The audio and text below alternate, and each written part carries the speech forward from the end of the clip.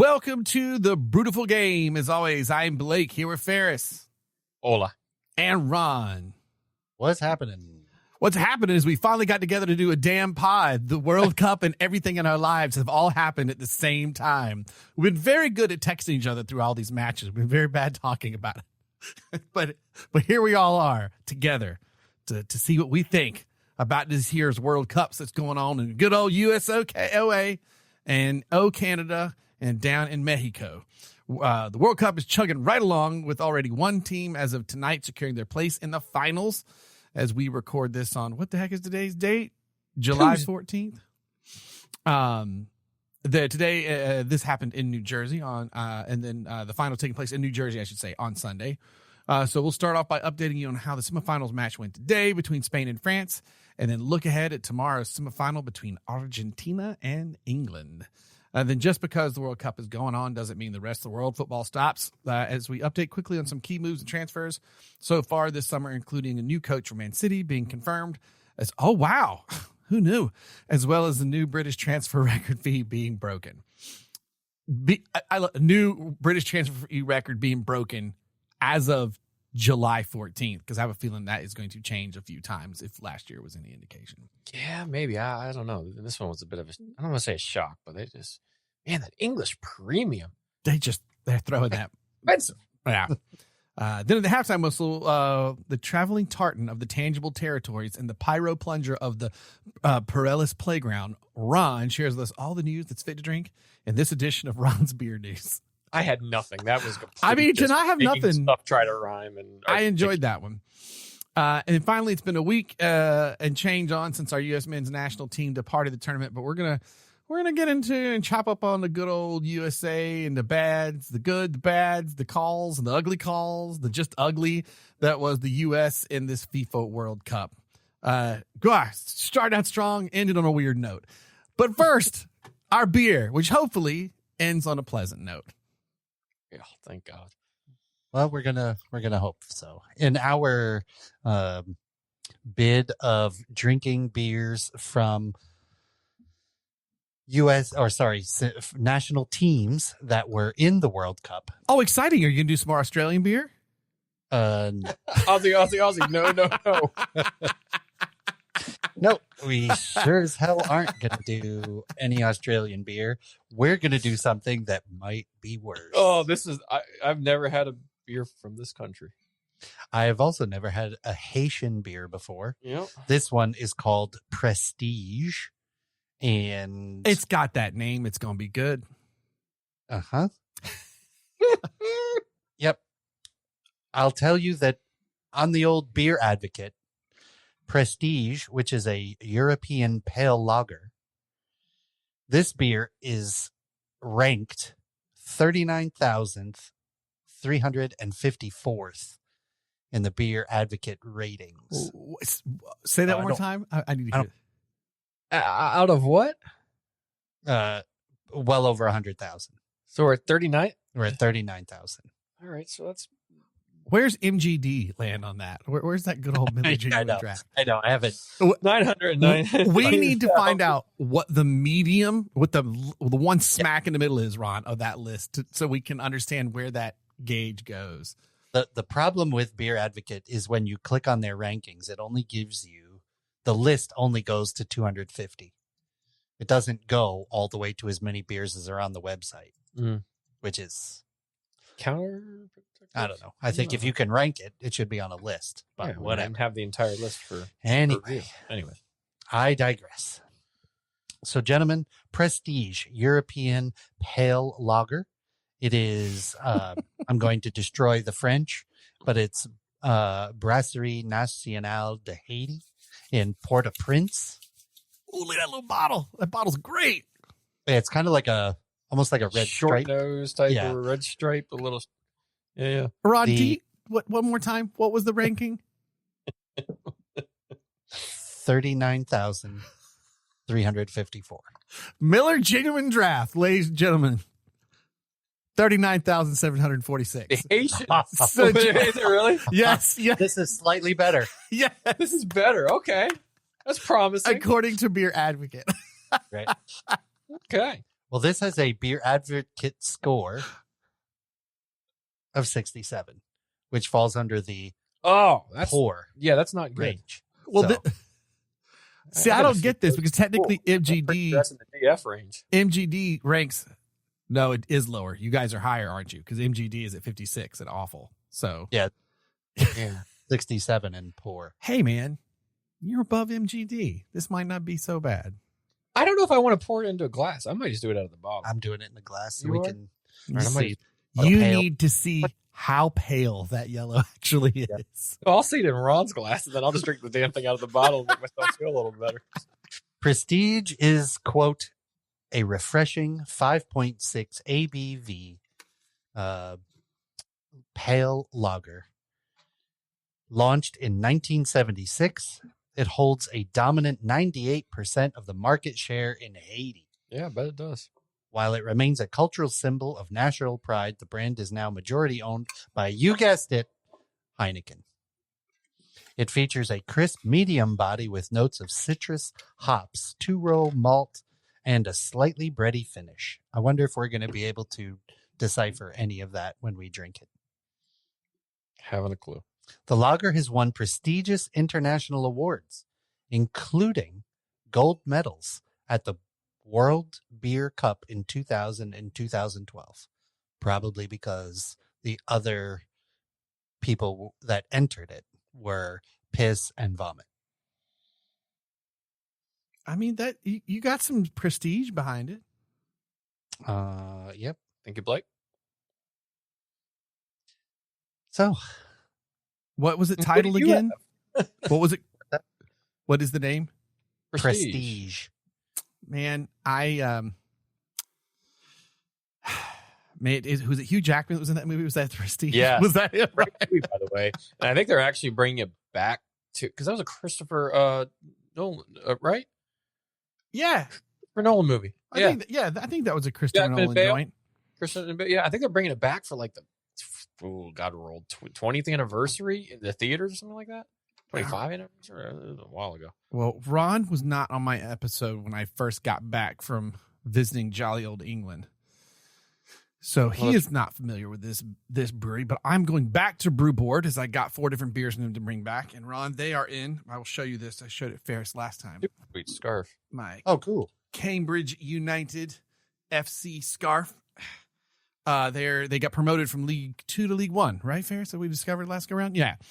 This past season. And this is a brewery in Cambridge. Brewboard is a small independent Cambridge craft brewery. In the few short years since we started, they have been many highs and lows. Not the least was the tricky hurdle of starting a brewery while all the pubs closed for 18 months during a world pandemic, which we've had a few beers now on the pod who happened to start right around that time.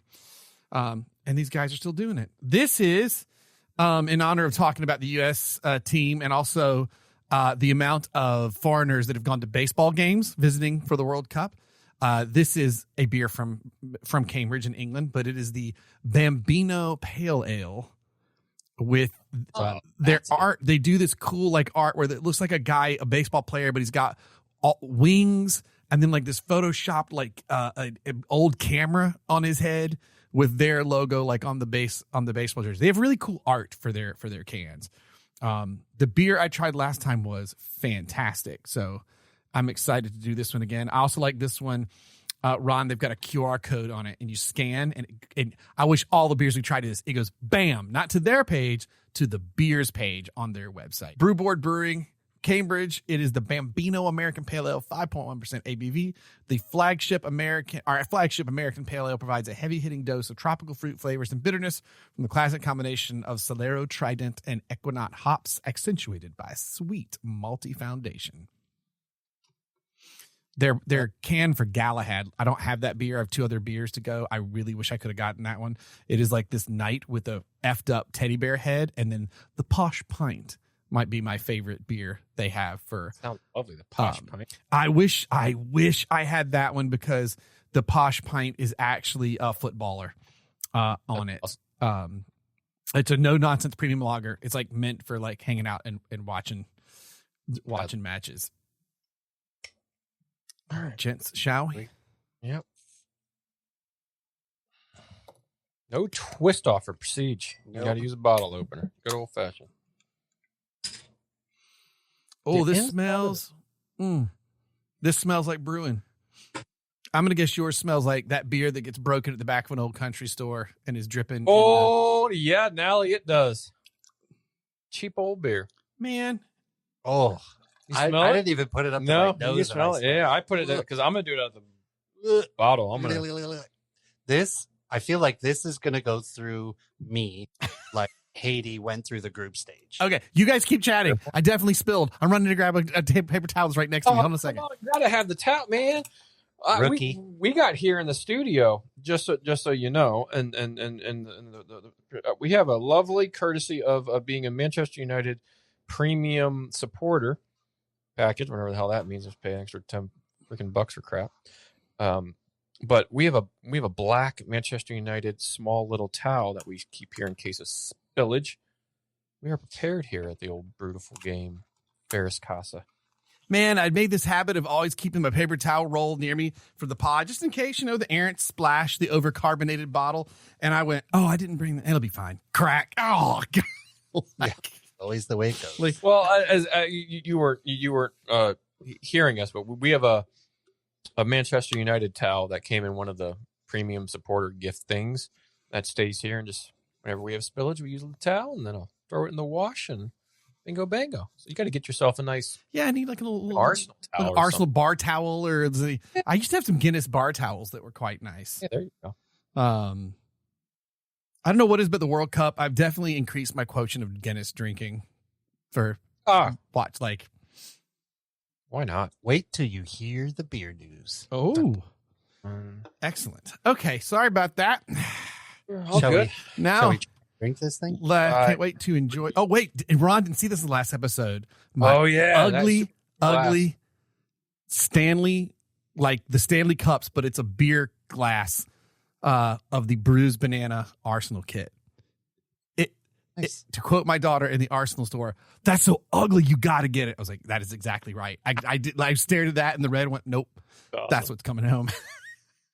And by the way, gentlemen, you should totally get these Stanley pint glasses. Like, obviously not Arsenal ones, but different. These are great. All right, right out of the bottle for me here. Oh, it's really malty. I did not expect it to be that sweet. That's bad. I didn't expect it to be as sweet bad. as it is. I don't even know if we had an Australian beer as bad as this. We've had Put it in perspective, mate. I think we've only had one beer worse than this. God, it's Butternut. No. We did the Bolivian beer that tasted like antiseptic. I don't remember that one. White can. Oh, Terrible. It tasted like a Band-Aid smells. I remember that because the Band-Aid smells was the thing that, like, yep. Oh, this is bad. God, that's my second sip. It's not any worse. Wait till Not this any better. warms up. I was gonna This say, guys, Oh, my that's God. gonna really I open might up. do 3 beers. Yeah. I might chug this one quick, get a Guinness out of the fridge, do that, and then we'll do our second beer. Well, God, the almighty. problem is like you're ruining your palate right now, and then you're going to chase, chase gold with No, the potential for. the Guinness out. It's like the Captain America to like it's gonna outdo it. It's gonna be more powerful. It's gonna. Yeah, but then you're going to Dwarf it. follow it up with fucking Buck Rogers. No, not even Buck Rogers. Buck Rogers at least got the women. You know who you're following it up with? The Who? greatest American hero.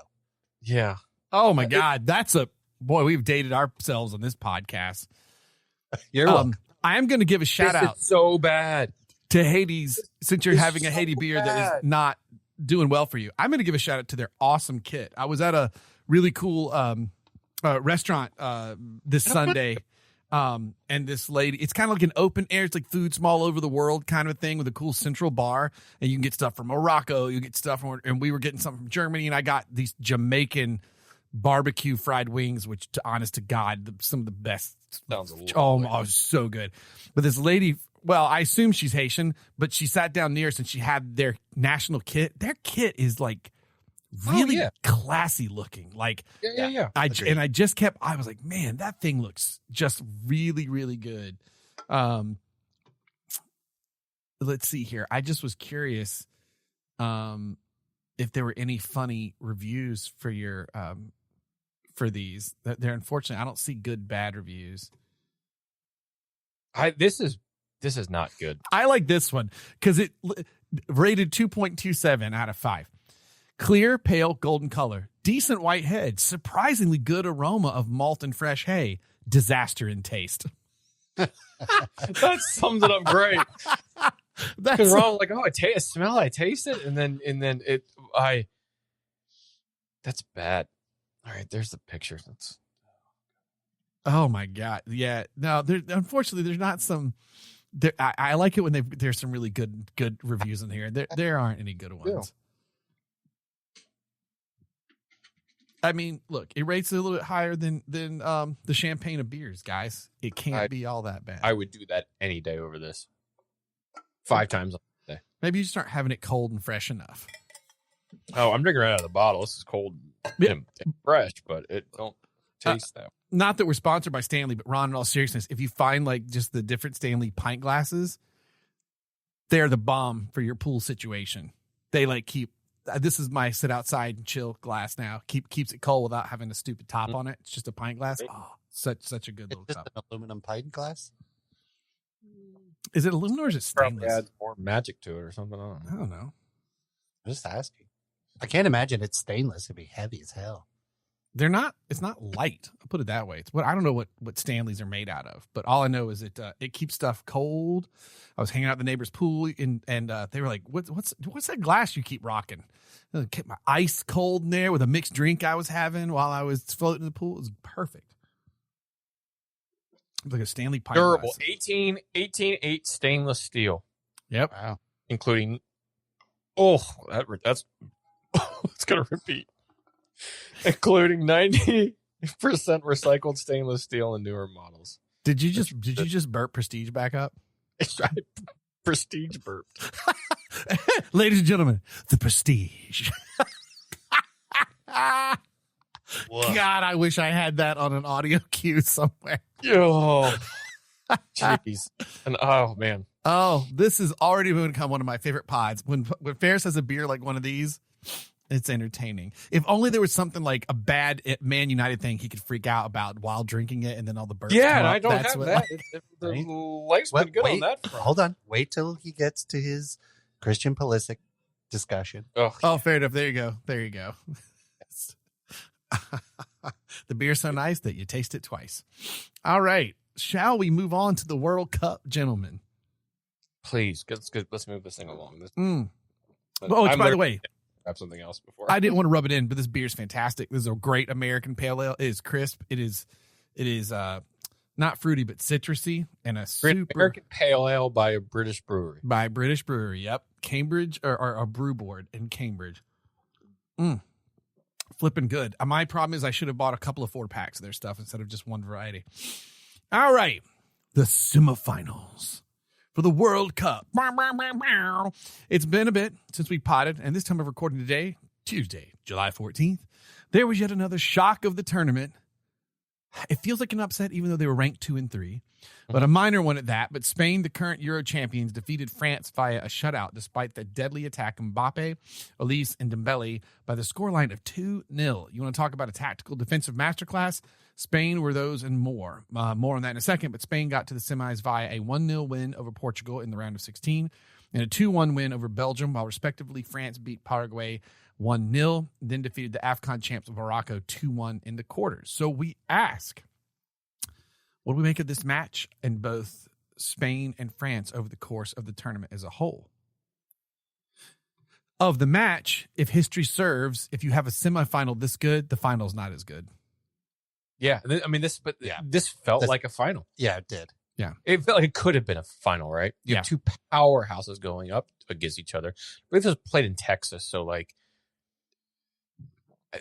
how cool that is to be on that field with the screen and all that sort of stuff, but to only get 2 goals. We're not getting a 3-2, earlier, like some of these other games.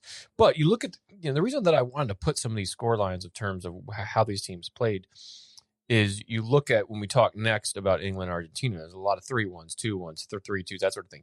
These were a lot of 2-0s, 1-0, 2-1, low scoring games. Yeah, because they're both good defensively. But that France attack, you're like, is anybody going to stop Mbappe? Is anybody going to stop him? Issei, who's probably been one of the players, if not the player of the tournament, just as a whole. And then the Ballon d'Or winner and Dembele. And Spain did that. Spain did that and more, and were deadly on a counter, won themselves a pen early on, calmly dispatched, and then saw out the rest of that half, made about halfway through the second half, knocked one in. You're like, oof, it's going to be dangerous. And then actually netted a third. It was called offside by Yamal. Yep. And, you heard the commentators even say it a couple times. I think it was Mark Strong, or not Mark, what's his name? And 45 to go. Brad. No. John Stone. Sorry. I think it was John Stone and, God, names are going to kill this beer so bad. Stu Holden. This beer it's already so messed bad. up my head. But I think they were saying, that's why 2-0, a 2-0 scoreline in this game is so deadly because teams would come back. And Spain never gave France a chance to come back in this game. Not only that, this was kind of an uncharacteristic performance by France based on what we've seen throughout the tournament so far. Based on their own players saying that afterwards, that we did not play our game at all. I think someone complained about the refs, and another player was like, this wasn't about the refs. We didn't play our game. Yeah, I mean, to be honest, I thought, there were some questionable challenges in the beginning that resulted in studs on the foot and studs on the ankle that I thought, if this were 30 minutes from now or 40 minutes from now, that'd be a yellow card. But the ref kept the cards in the pocket, for quite a bit of time. I think the first player to get booked was pretty late on, and that was Cucurella, got a yellow for a kind of a dumb challenge on Olise, maybe. But Spain took France out of their game. Blocking really good passing routes. Like the Spanish midfield bossed by Rodri, right? Like, I mean, that guy's in the right position at the right times all the time, blocked so many good through ball passes that were going to try and spring Mbappe. I mean, they just had the answer. I don't like, I appreciate, like Cherokee said, I forget who it was that was really saying that the refs, oh my gosh, they were all CONCACAF refs or something like that. They were complaining about the refs not being good enough to get a World Cup, whatever. I do like Cherokee said, it's an immense disappointment. Today we lost. I like these things we didn't lose against the referees, but I don't like today we lost against ourselves. We didn't lose against the referees. We didn't lose against Spain. We lost against ourselves. I think that undercut Spain a whole lot. I think Spain was. Well, I don't know. I think it's a way of, I think that's partly true, but Spain didn't even allow them to get within themselves to allow them to do much of anything. That's what I mean. An interesting thing here, the lead attacker for Real Madrid, who had a great tournament in Kylian Mbappe, lights out, great player, and just is in World Cups. And in 3 World Cups he's been in, he is going to be the number 1 goal scorer in all the World Cups. He's only 28, somewhere in that range. He has at least 2 more that you think he'll play. He's already won a World Cup. He's gone to a final, scored a hat trick in a final. Brilliant player, Real Madrid player. Guess how many Real Madrid players Spain brought with them? 0. Oh man, First I time don't ever. think 0 I realized. Real Madrid players. Yes. Wow. Barella played in this game. He's with Madrid now, but not at the start of the tournament, Chelsea right? player. So kind of an interesting dynamic there, but I don't think Spain are just organized, just well organized, and shades. I'm not saying they're anywhere near it, but of that 2010 team that was so good that had Xavi and Iniesta, Holland, David is that right? Against Holland that year? Yes, the Dutch. Yeah, against Dutch. Yeah. Yep. shades of that. None of these players are going to amount to, a bootstrap on a lot of those players, but just both played 4-2-3-1, just tactically organized. Saliba going out early, I think hurt. When did he go out? 40, 30, so somewhere in there. But yes, when he went out, it definitely was. That changed it a bit, but that was not the whole. There wasn't one thing that changed the whole story in this. No. And that's I think a key here, that France didn't play anywhere near what they could have and probably could have have shown so far in this tournament, and Spain have just been quiet assassins the entire tournament. Everybody, including myself, I thought France was going to win. You just think they're going to boom? They're just going to see it out. I'm going to tell you what. This is a team that if Argentina goes to the final, I don't think they get lucky again like they have gotten so many other games they played. No, and we'll get on that in a sec, but it's if they even get to this final. But also, I think if you're Spain, if you're England or you're Argentina, you're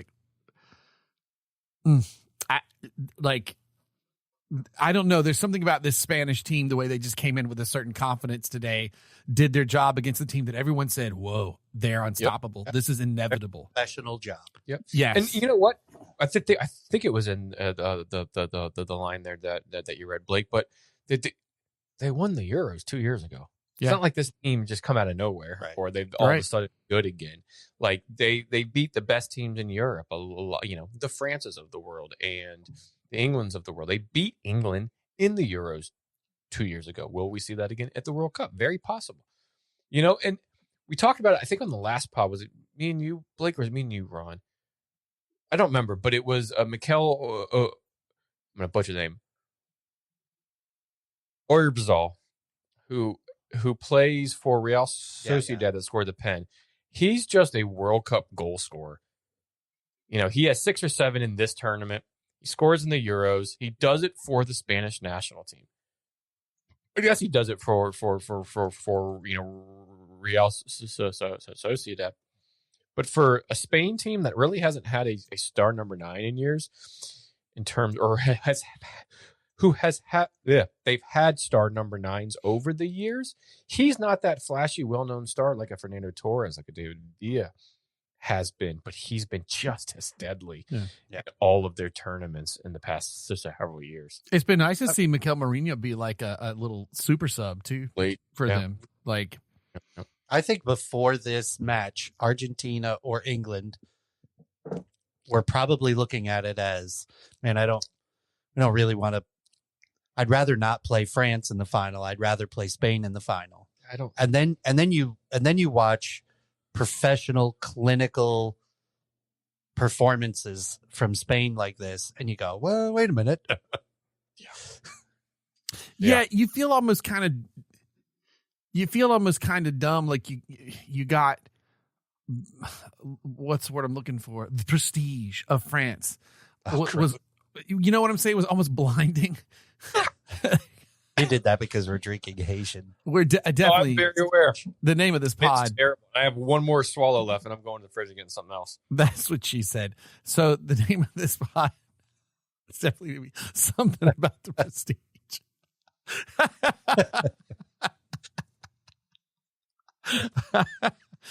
But I do feel like it's we really need to video record this pod and start doing that, because pods like this are those times where you just be like, you guys are a bunch of idiots. Well, I think there's something to the element of being bamboozled by the high flying nature of France, and maybe not paying attention to these tight wins that obviously it's been talked about, but much more so. No one was eyeballing Spain early on, and God, look at these dudes.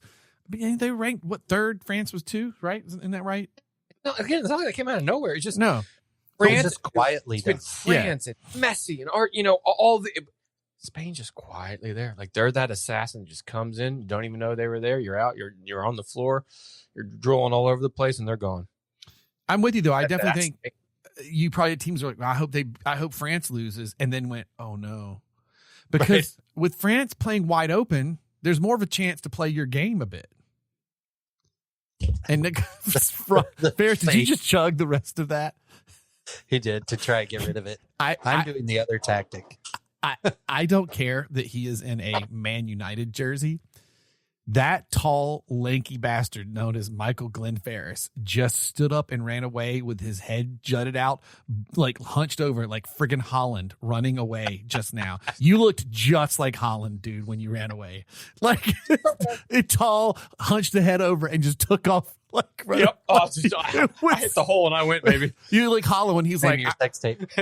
that Holland look he has when he's like, I'm going this way. I don't know what's going on. Oops, and I scored a world class goal. Like, that is exactly what you look like. So bad. Oh. Oh. Did you pound that beer? Is that what you're tacking? Yeah, it's done. I had to. It's so I just can't. I think you're going to be, because you pounded it, you're going to have all that carbonation just bubbling up. And you're going to taste that beer through anything else you drink today. Yeah. I'm gonna. My beer as we move on to the next. I'm gonna theme it, and we've had it on the pod. It's it's the Big Ben, the Fish and Brits beer from Ivanhoe Park, from our friends Adam and Wayne, that I've had in the fridge. And since we're gonna talk about England here in a second, I figure I'm gonna wash that other crap down with this. Your face was absolutely delightful. Again, this becomes a top pod for me whenever you have a beer like this. You didn't wait for Ron to finish. Haitian beer doesn't mix well with Tijuana Flats in your stomach. I was going to say, you had Like hot Mexican. sauce. It doesn't. Yeah, it doesn't. I can just feel it brewing. I'm just going to add to it, but I need to get out of my taste. Oh man, that is so bad. That's. Whew. Next time, like, you just got to keep like some MGD around to see, like, really find out like where that really does sit. Next time we got to do a blind comparison. Yeah, I'm good, thank you. it's gonna taste like tacos and Prestige. No, but I definitely think like you said, quiet, clinical, sneaky assassins. Ugh. I mean, Spain. I know we're going to talk about the next two teams here in a second, but if I had to place a bet right now, I don't know that I'd put on either one of those two nations over the way Spain just shut France down today. Yeah, I agree. I think Spain, and except for the one team, Spain's will go in the higher seed, but I still think even if Argentina advances, who thinks number one in the world right now, then I think Spain still win. I think they're just too organized, too clinical, and just well oiled that I don't think they're gonna at this stage. They don't give up a lot of goals, but they are just. I'm first for win. whoever knocks Messi out and Argentina out, and then Spain. Fair enough. All right. Shall we move on to said other clubs? Other nations. So here we move on to, as Ron said, to the other situation. All right, so now over to the other semifinal taking place in roughly 20 some hours in Atlanta, Georgia. Hot Atlanta, and it's going to be hot tomorrow. In fact, but it'll be an indoor, right? Yep. Yeah. Air conditioned, but we'll still have hydration breaks. Don't Same you for worry. Dallas is indoor as well. Don't you worry. There will be hydration breaks. It's coming home, maybe, of mighty England with Bellingham and Kane taking on the thank you VAR of Argentina and Lionel Messi. So real quick, England got here via a crazy match against Mexico in which England beat Mexico 3-2. God, still one of the more fun games of the whole thing. In the fierce Estadio Azteca, and then dumped the Vikings of Norway and Erling Haaland out down in the hot and muggy Miami Heat in extra time 2-1 in the quarterfinals. Meanwhile, Argentina haven't made it easy for themselves as they have gone into extra time twice in their 3 knockout matches thus far, while on the other having to come from behind 2-0 late against Egypt. They advanced in the round of 16 against Salah and the Pharaohs 3-2, but then also a classic, but then made hard work of the Swiss on Saturdays as Argentina eventually pulled out 3-1 after 120 minutes. So after all that, we ask, who you got tomorrow afternoon? Come on, England! Well, let's just can we put this down? This is going to be the first time Argentina plays someone in the top 20. Oh, no, I guess Switzerland was ranked 19th. These tight games were against Cape Verde, ranked 63rd. Jordan, ranked 63. Egypt, 26. Algeria, 29. Austria, 24th. Where are the Swiss? 19. 19. That's the first top 2020 team they played all tournament. Yeah. And like they had to go into extra time against Cape, Verde. I think we talked about it on the last podcast. But even the Swiss at 3-1, that does not belie the game. It was extra time. That wasn't as a slam dunk up as until as the score suggests. Red Mhm. card, yeah. It was 1-1 at that red card, and that changed. That changed it. The Swiss didn't have that much of an attack going forward, but they kind of still pushed them back a little bit. And it just, Argentina haven't played their best football, I don't think.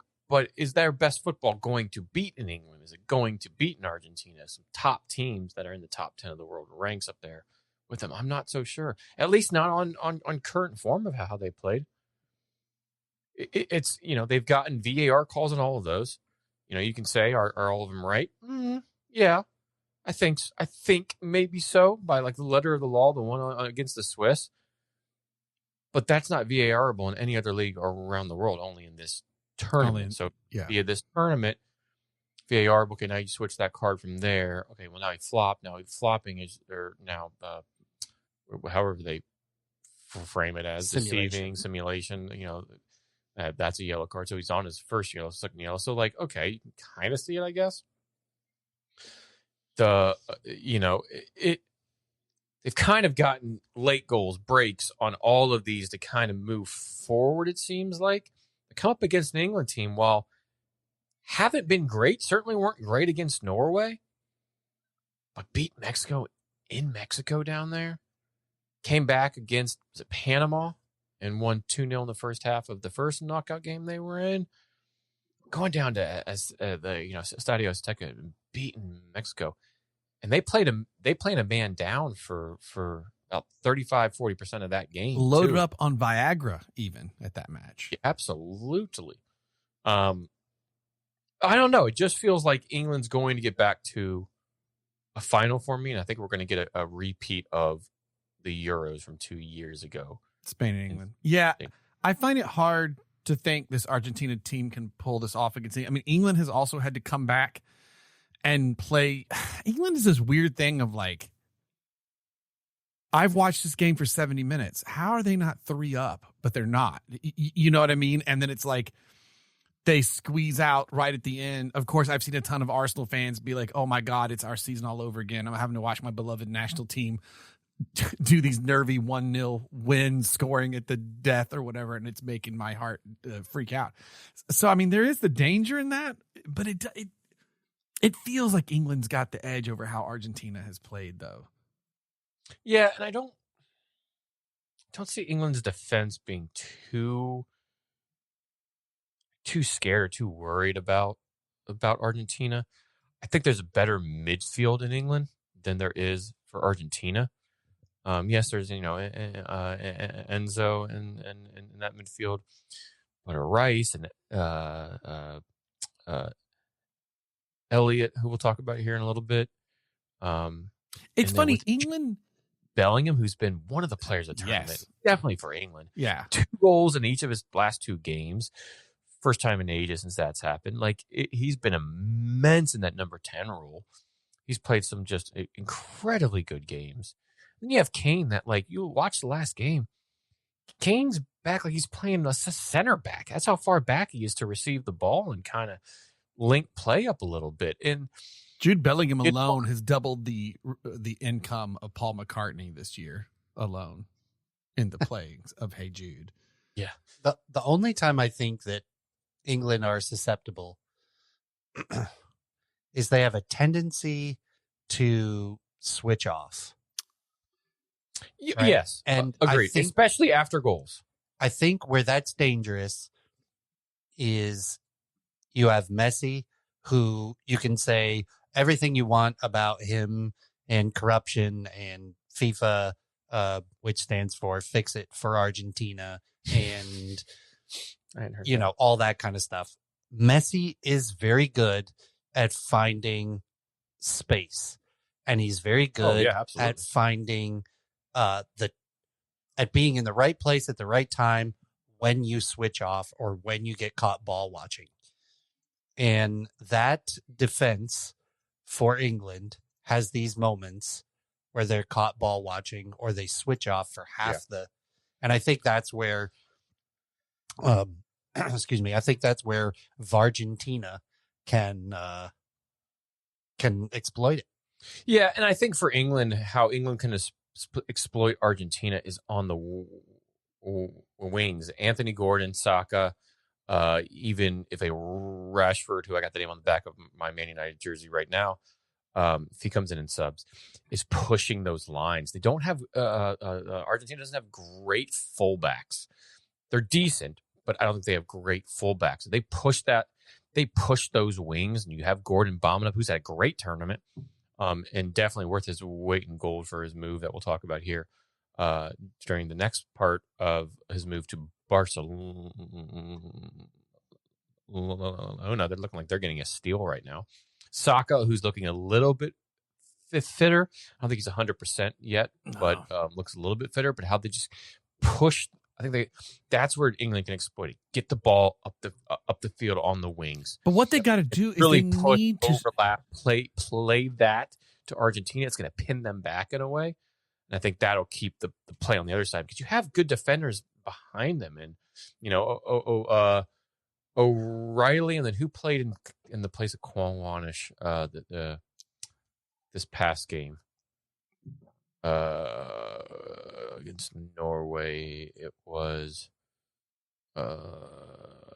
Kanza. They got good backs. They got so it'll allow the Sakas, the Maduekis, the Gordons, the Rashfords to really push those lines out wide and get balls into the box for Kane. But they got to do that quick because I feel like it's almost commendable how they don't really get flustered, and you're starting to go, it's the 75th minute, it's the 8th, like what? Come on, guys!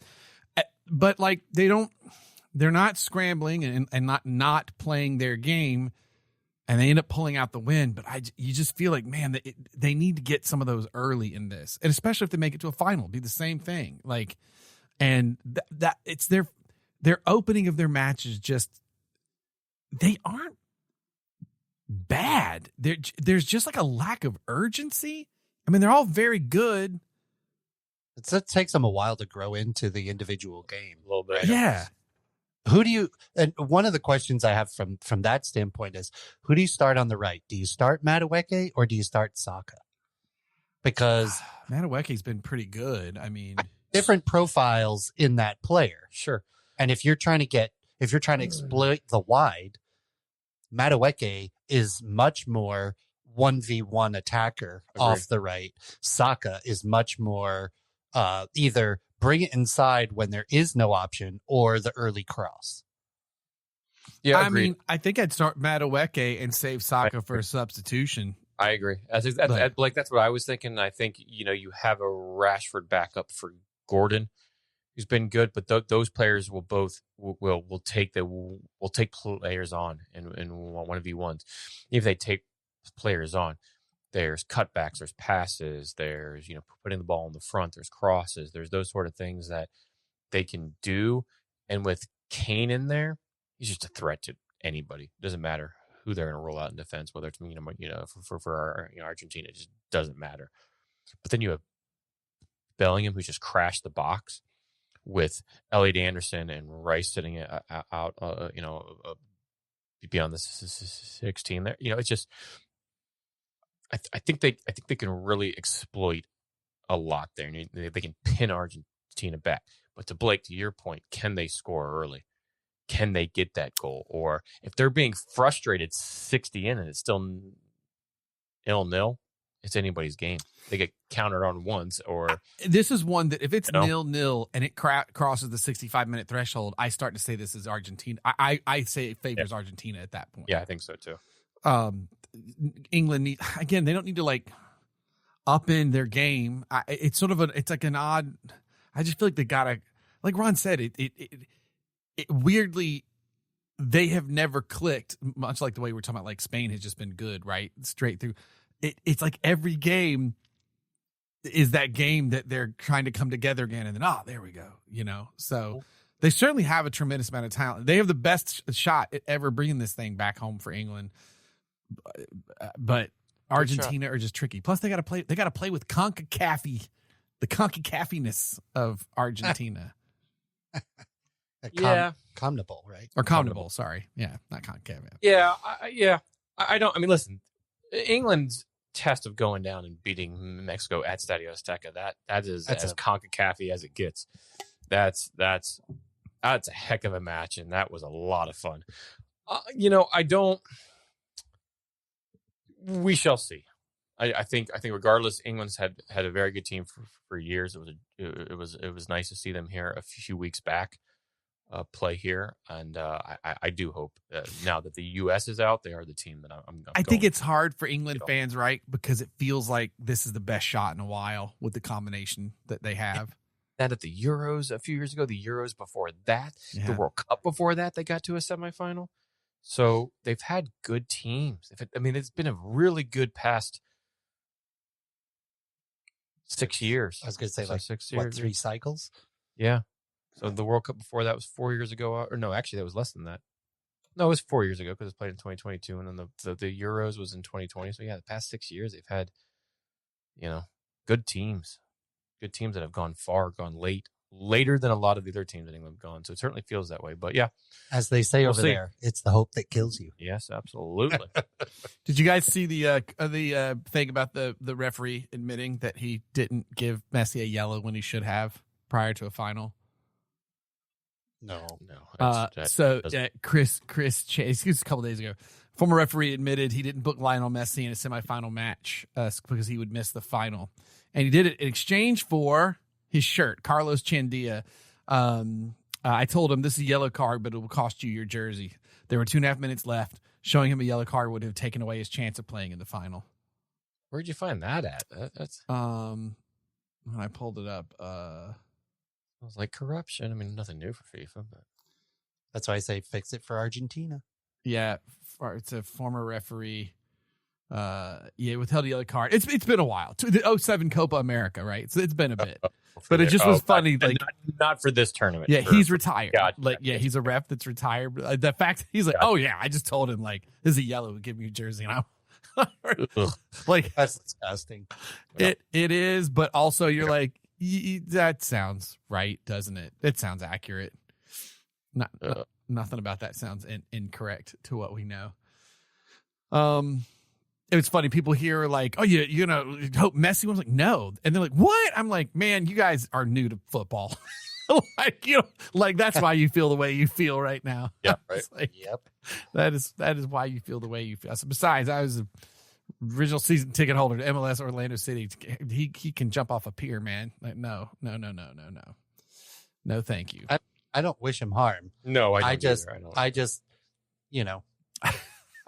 think like a Freaky Friday accident happens where the 10-year-old down the street gets his talent, and he's he is 2 left feet and bad shoes. He might go down as being the best player to ever play the game, and he is an incredible player. You can go on, pundits and articles, yada yada, say things about he walks and that sort of thing. I will say, seeing him here in person, all of that's true. Like, he was he was, I don't say non-existent, but did not play well in the first half here in Orlando. Had a couple of saves. The goalie made some, our goalie made some good saves on him. Second half, he just pops up, scores goals, daggers for a free kick, and you're like, damn it. Yeah. Like, we haven't seen you here for 3 times prior, and then you do that, and you're like, oh, yeah, we're beating them good in the first half, and then just boom. Now, the turn, the same thing. Down in Miami, we go down there and do the exact same, and even worse, it makes it even better. So but man, he's good. He's good. It's not that I absolutely dislike Messi, because I don't really care about the Messi-Ronaldo argument or any of that. It's more that multiple leagues across multiple tournaments across the footballing world all show deference to this dude. and he gets away with all the BS. His teams, like where there's smoke, there's fire, right? Like there's all this stuff always just happens to go his way all the time. Quit Argentina years ago, right? It's been Anyway, I can't wait till he retires, Ronaldo retires, and we don't have to talk about this anymore. Sorry, Blake, we didn't make editing this pod any easier. We're already. Well, I mean, I was going to say, not to like, I'm not being conspiracy about it. This is just merely the things people end up talking about, right? But like, even in this World Cup, right? Egypt filed a complaint with FIFA, accusing the referees and the governing body of blatant favoritism toward Messi in Argentina following the VR decisions of the disallowed goal. No cards on a few ton of different occasions. Right. He breaks down this guy's calf in the first match group stage after he scored the first goal. And, he rips down this guy's calf. No foul, no card, no nothing. No nothing. Yeah. Anyways, it just felt, yeah. All right. Blake, you want to hear about some transfers? Hey, let's get over to the tinfoil transfer news. All right, man. It's already been just a busy summer across the world of football where transfers and moves have been waiting for no one and no tournament. So far this summer, here are some of the early moves prior to July 2nd. So real early on, Rasmus Højlund made his move over to Napoli for about 44 million euros, $51 million permanently. He's there. Andy Robertson went to Tottenham on a free, in case you weren't paying attention. Also, Tottenham made a lot of moves. You'll hear them a lot. Marco Sensi from Bournemouth on a free. Like, that's a great deal for them on a free, because that's a heck of a signing, because he had a great year as, a center back for Bournemouth. And get him on a free? Wow. Victor Munoz from Osasuna to Liverpool, one kind of you just didn't see, but he'll play off on the wing, which is, I think they need that kind of wide support. Jan Paul van Heckel from Brighton to Tottenham. That's Tottenham 3 times already. They are really overturning this team, and we're not even to two of the big signings they've made. Yes, but a very good signing there. Also depth in the center back position. So basically 2 new center backs in, and Premier League proven in the past season or 2. From Bayern Leverkusen, AC Milan, Gonzalo Ramos. I'm sorry, Alejandro Aldo. He's been a heck of a player for Bayern Leverkusen. They look like, after they won and after Xavi left, they're just kind of off-selling everybody they can right now and starting to rebuild. But Atletico grabs a very versatile wing-back, I would say, nowadays. Gonzalo Ramos from PSG to Milan. That is a massive signing because of the amount. $84 million for basically a bench player for PSG. So to make $84 million on a bench player, not a bad bit of business. From Atletico de Madrid to Orlando City, Antoine Griezmann, we'll see here on July 25th playing. He is here. He is in purple. Scored against the Rowdies in a friendly a few days ago. And, for a free, good bit of business for Griezmann, and Orlando City here. It looks like it's making moves as Duncan Maguire gone. And it actually worked. They actually transferred him. Yeah, he's gone. And Daryl DK rumored to possibly be coming back. If it's a huge if. Sure. He stays fit, it's a great bit of business. Ibrahim Konate to Real Madrid on a free. So Jose Mourinho gets a big center back that was diverse at Liverpool, or I don't know if that's the right word, but very controversial, or just good games, bad games, good games, just very wishy-washy. Hot and cold streaks. Yes, absolutely. Bernardo Silva from Man City to Real Madrid. I think they're going to miss him. I know that, he's a little on the older side. Yep. But Man City are going to miss him. Yep. But Bernardo Silva, Konate, Cucurella, the other back for Chelsea, all going to Real Madrid in this offseason. Robert Lewandowski on a free transfer to Chicago Fire. Who had his discovery rights? Oh, definitely Chicago had his discovery rights. They know where all the Germans are. Well, absolutely. From Strasbourg to Chelsea, Emmanuel Mecca. Am I saying that right? Yep. Young young. Strasbourg is producing a lot. They've been in the Champions League, so they've been well. Piero Hickeby made his move permanent from Bayer Leverkusen to Arsenal. Just today, Trossard, a move over to was it Besiktas? Yeah, where's he?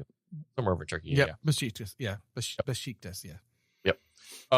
PSV got a good bit of business. Ismail Salabri from PSV Eindhoven, who played in the Champions League as well and was playing here in the World Cup for Morocco, gets a good move, 64 million over to Bayern. So they just continue to stack. We talked about Marco Corella already. Marco Palestri from Atalanta to Chelsea. I think it's a good bit of business for him. I think it's a good signing. It's just funny because right, new coach, same thing. We're gonna bring in goalkeepers and wingbacks. Right?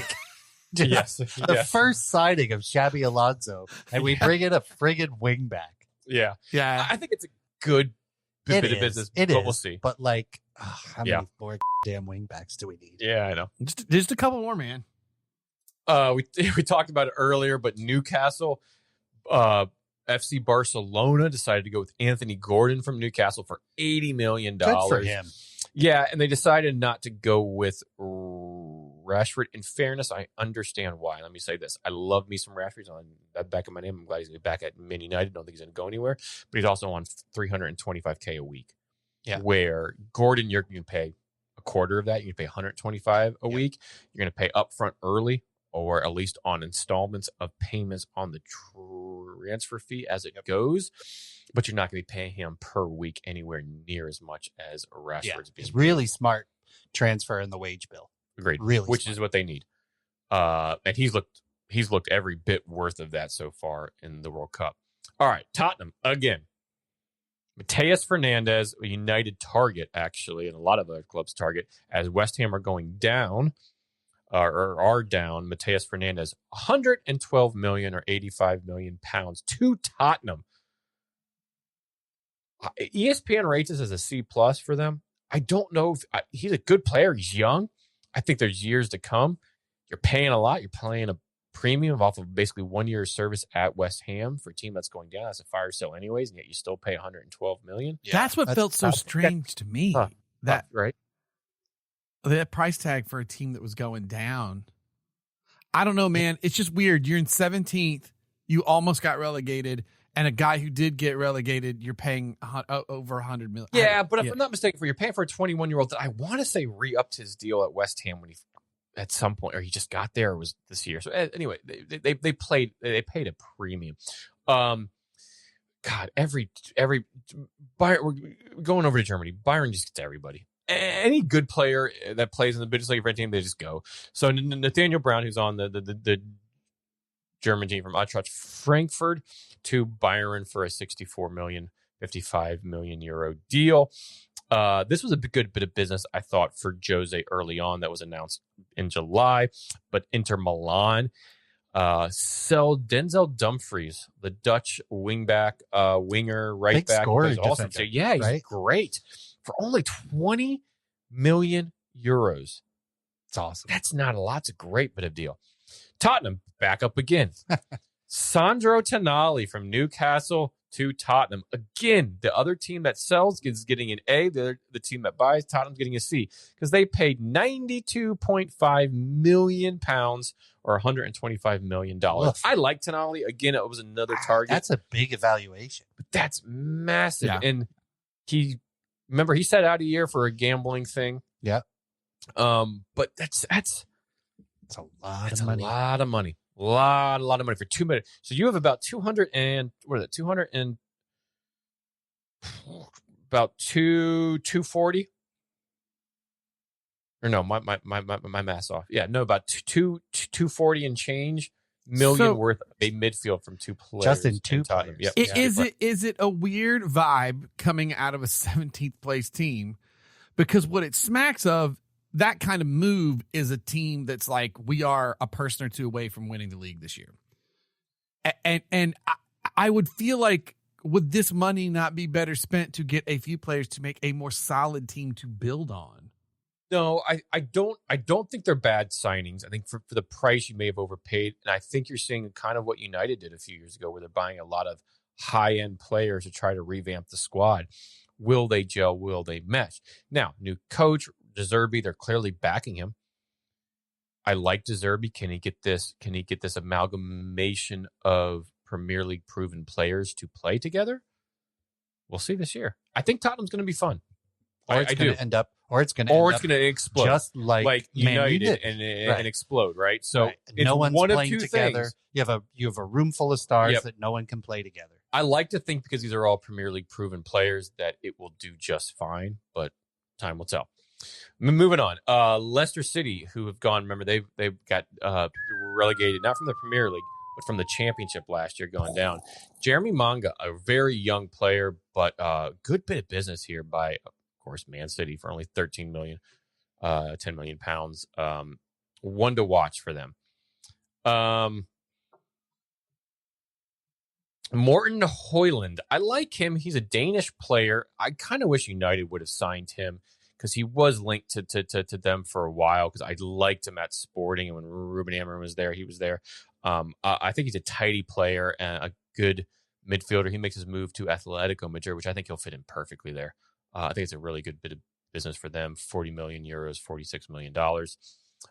Just announced, and as we kind of move along, just announced yesterday, or no, we just announced earlier this week, Andre Santos from Chelsea goes to Manchester United, a young Brazilian player. They get at 64 million, 48 million pounds, a fraction of what Mateus Fernandes and Sandro Tonali and Elliot Anderson will get to in a bit. All midfielders of the same ilk. Not of the same ilk of experience, but the same ilk of playing the same position in the league. Goes to Man United. Ron, how do you feel about this, about a young center defensive midfielder playing? It's hard to tell, because over his time at Chelsea, he hasn't played that much. Mm-hmm. So he was never, well, he showed sparks of ingenuity. And I actually really liked when he was the defensive midfielder paired with Moises Caicedo. That was absolutely great. He just, under Maresca, he didn't have the trust of Maresca.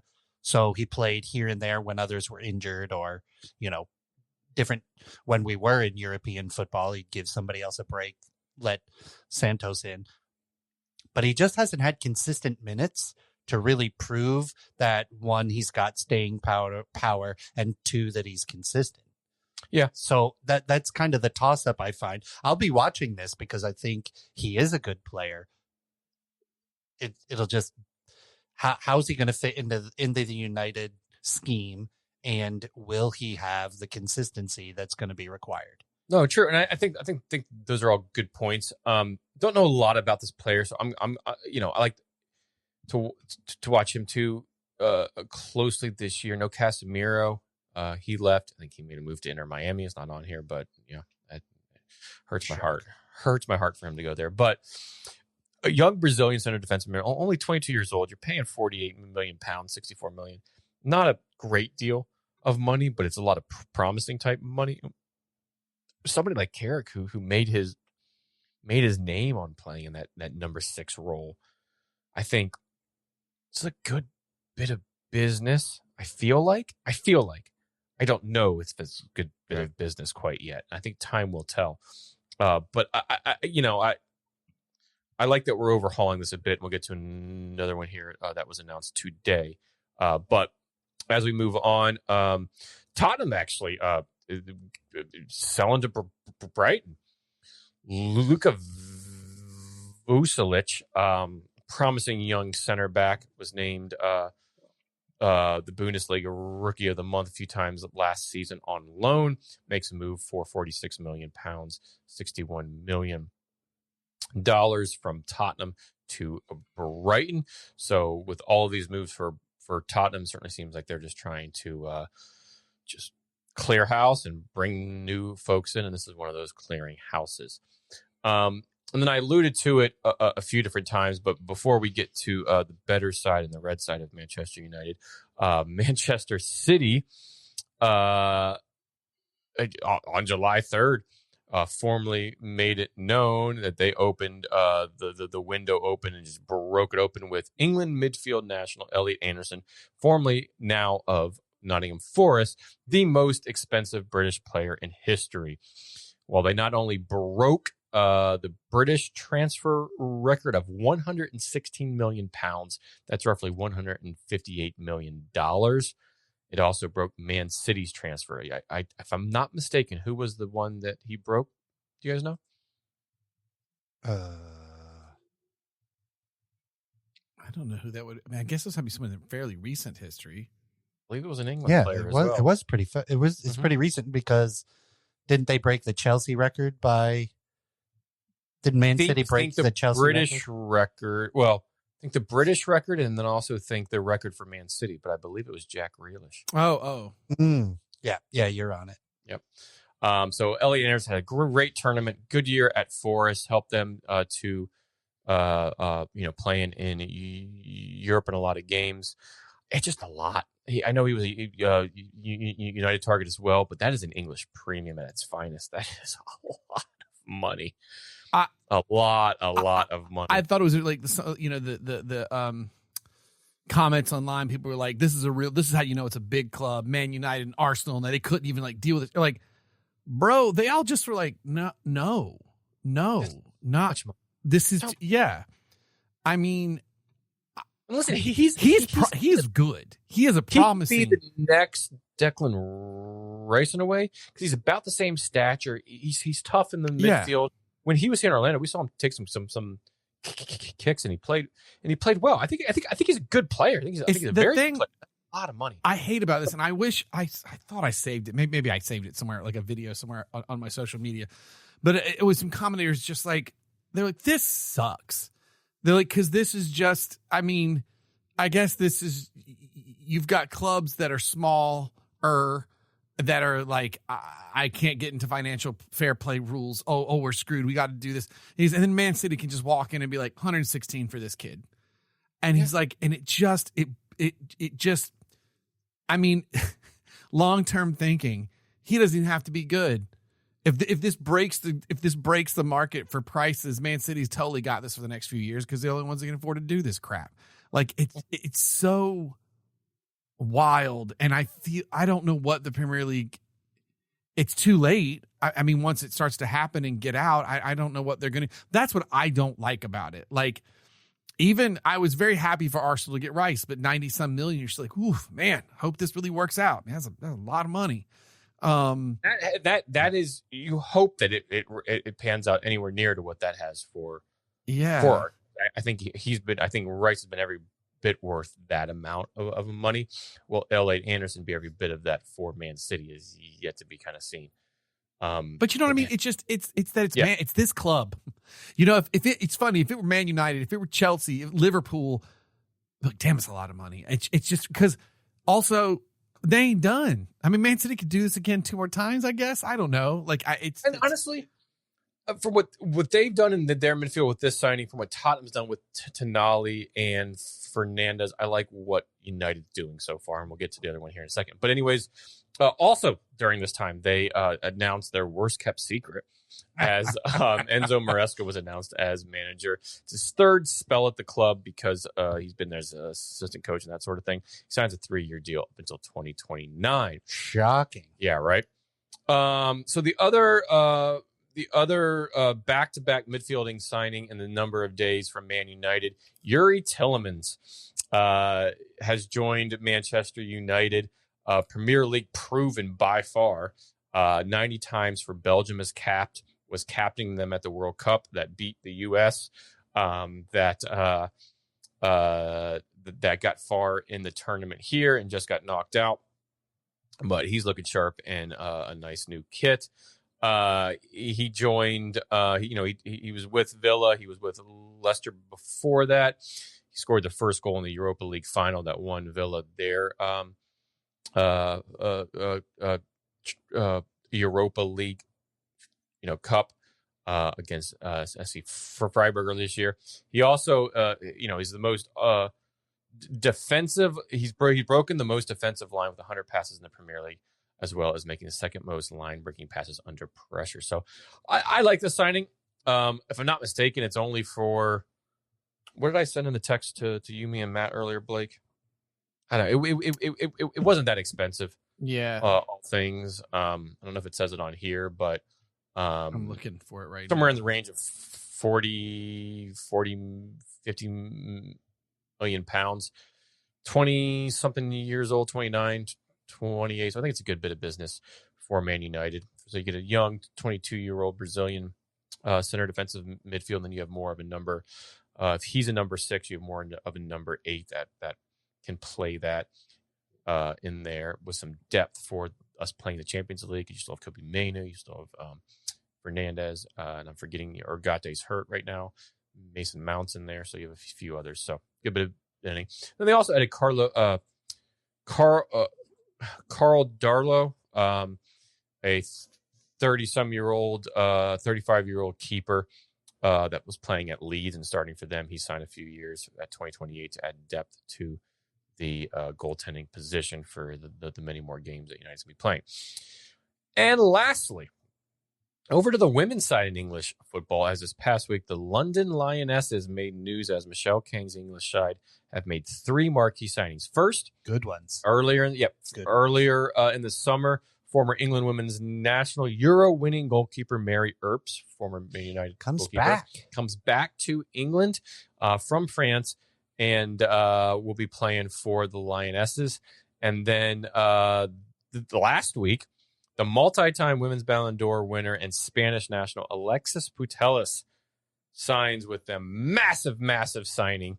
That is like your Messi signing for a team in the women's game. She is phenomenal. Signs on a free from Barca. Remember, she left them this offseason, was kind of saw out her deal and that sort of thing. Another Barcelona teammate of hers that saw out her deal, Mappy Leon, signed with the Lionesses, and that was just announced today, I believe. Maria Leon, she goes by Mappy Leon a lot, but a big bruising center back, tough back there.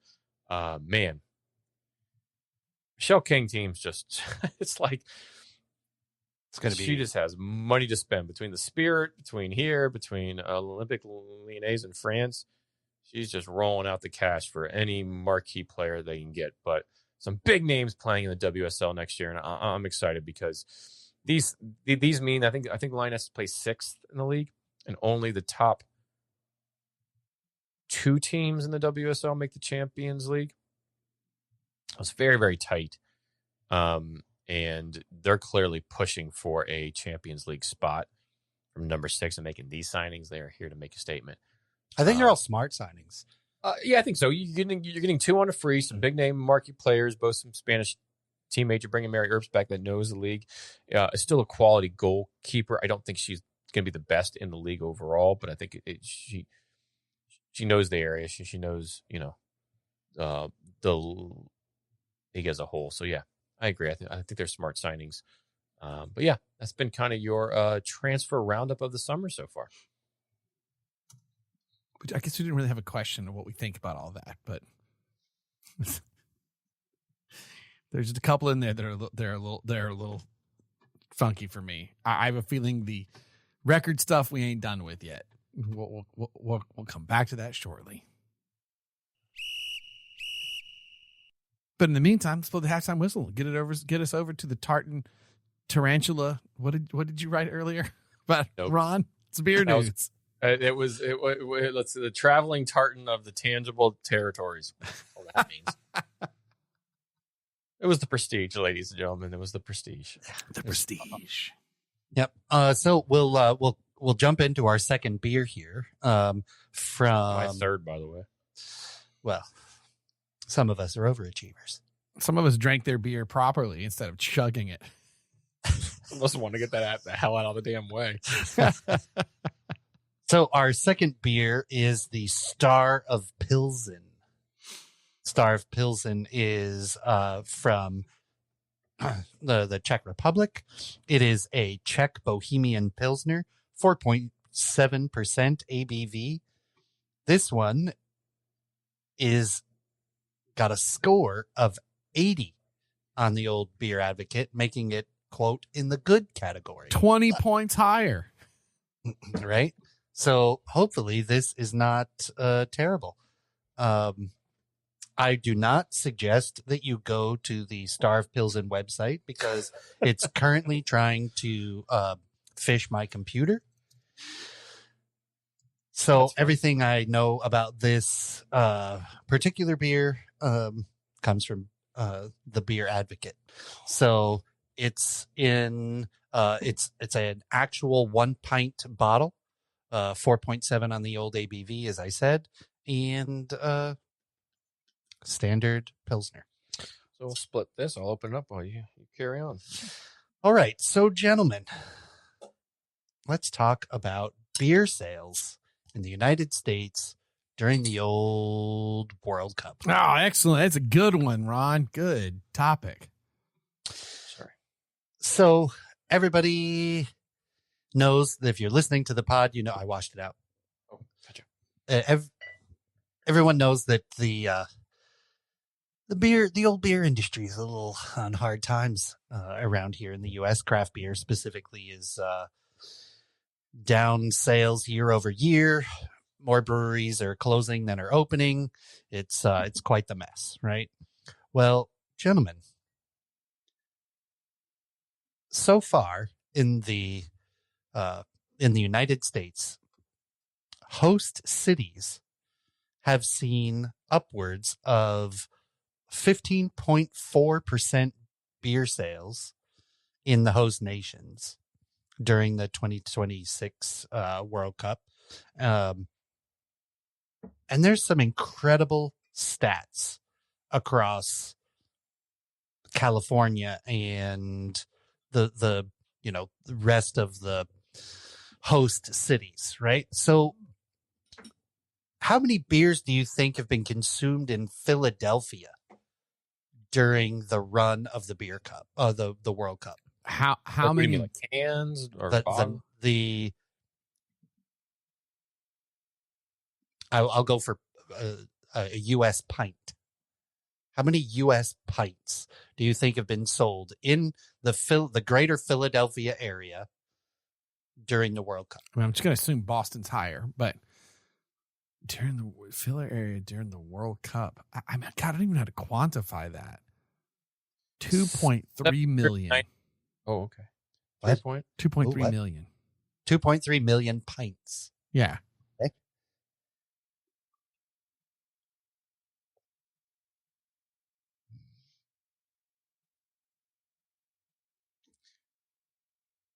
$17,760 pints. See what I did there? I did. Philadelphia. Yeah, I did see what you did there. 1.29 million pints. Well, mine was not as crazy as I thought. Kind of like, we kind of split it there on the other end. Yeah. That's a 14.21% in that time frame from last year. 14.2% increase. That's not bad across Not at all. across just Philly.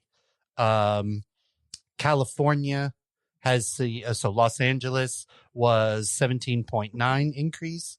Bay Area 27.5% increase, which is bananas. And because I won't read you the entire craziness because we're short for time, but I will ask you, what beers do you think had the biggest rise in sales in the U.S.? Since they were a massive sponsor, I'm going to guess Guinness. Okay. Modelo.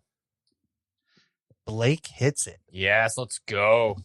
243.6% increase in beer during just the World Cup. Love that. Any idea who the second is? I'll stick with Modelo. Oh, that's a good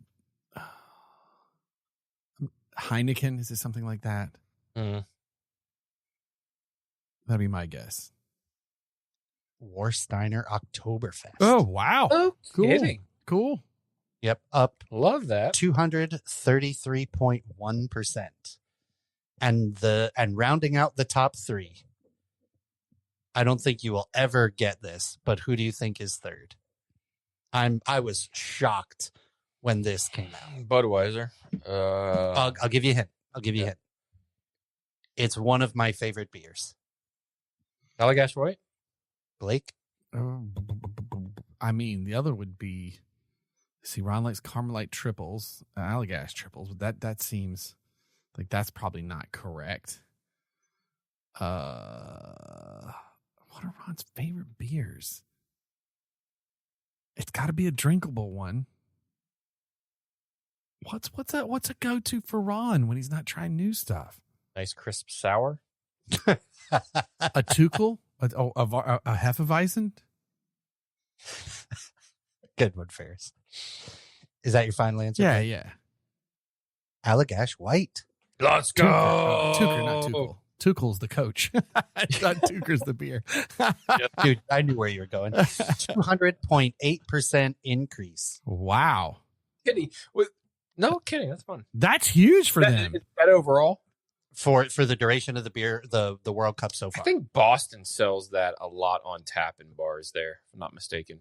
That probably contributed a large amount to that. So that's cool. This, 39 days so far, 40 days of the World Cup has been incredible for beer sales. Love that. So keep drinking some pints all the way until the final. And that's all your beer news fit to drink. Love that. Well done. Oh, where's my whistle? There it is. Bend over and I'll show you. All right. Let's roll on us. Man, forget it. I wasn't even having the prestige and I can't talk. Let's this Czech Pilsner, by the way. Oh, you're right. Quality. Yeah, forgot to quality. Just your review. typical Czech Pilsner. Perfect. It's a spot. My beer is still great, and I'm gonna tell you, gentlemen, it's still very cold. I like that. We need to get Stanley Pint classes to like sponsor us or something. Class. So they can expand past like white moms with their Stanley water cups at the pool and soccer games. Again, because I had an idea for Stanley. Could I see? Because that's the orange banana glass, right? Or the bruised banana. Bruised banana. Yeah. Remember when United had the zebra kits a few years ago, the white and black? That would look cool. Yes, that would be excellent. Yeah. They also had like one on the Highberry colors. It was like the cream with the red, but it looked too classy. This is better. It's awful. And you know what? That pool party, I found my glass every time I set it down. It's right there. You spot that sucker a mile away. Heck yeah, man. I was very disappointed. They didn't have any bruised banana. If they had the kits in there while I was there, I think I would have snagged one of those too. All right. So shall we talk a little bit about the U.S. men's national team? We see how tight we keep this. Do we have to? Do we? There you go. We might not talk a lot about it. We do. Come on. We do. All right. Go USA! I had to play it. All right. So we've had time to marinate now on the rocky roller coaster of the very good, the red card, the phone call, the suspension of a suspension. And that felt familiar in the round of 16. But boy, did it just feel worse this time around. Summation of a tournament stint that was your U.S. men's national team in the 2026 host World Cup. I think everything you said, I know leads into it, but it is the final note of it felt worse, even though we've been here before. We went from the darlings to the demons like that. Yeah. Like with one, snap. We went from like people wanted to see us do well. Outside nations wanted to see us do. This is a fun story. They topped the group, score a bunch of goals, a little bit. They were having fun in the States. Belgium, we're having fun. Through no fault of the U.S. team. Men's national. No. To then a red card, which we all can agree we don't think was a red card in the moment and shouldn't have done. FIFA not having something in place at this tournament to overturn that red card, but we kind of move on. And then that news came out that Sunday, I believe, that it was overturned because of the disciplinary committee and a suspended. Not overturned. Not overturned. Correct. The suspension. It was suspended. It was yes. And Overturned those semantics are actually making people more mad. That is. The overturning it would admit that the ref made the wrong call. Correct. Which they did not do. So all they did was commute the sentence. Correct. And it didn't. I think I texted in a few of our groups. It just felt icky. It didn't feel right. It's like, do I want Balogun to play? Do I think he deserves to play in the game? Yes, and I want that young lad to play. He's had such a good tournament. But it felt icky because we didn't know all of the back end stuff that occurred with it. But that, okay, well, they did this to Ronaldo pre-tournament. You know, he had a 3-match ban, and they kind of commuted his sentence down the road so that he could play in the first 3 games of the World Cup. So it's not unprecedented. It's not like it hasn't been done before. They made something completely up for this tournament. But that was all before the tournament. It wasn't in the tournament. Correct, but it just felt icky because, but it's also things aren't in place to do it. So just take your hit and move on, and that would have felt better. And that's what we all were okay with. Then this came out, and you're like, oh, well I want Ballon to get into play. I want to have the best team against the. Man, this doesn't feel right. And then came out, okay, a phone call from the White House, particularly Trump, making that phone call. Well, this is why politicians don't really speak up on these things, because it doesn't matter what happens.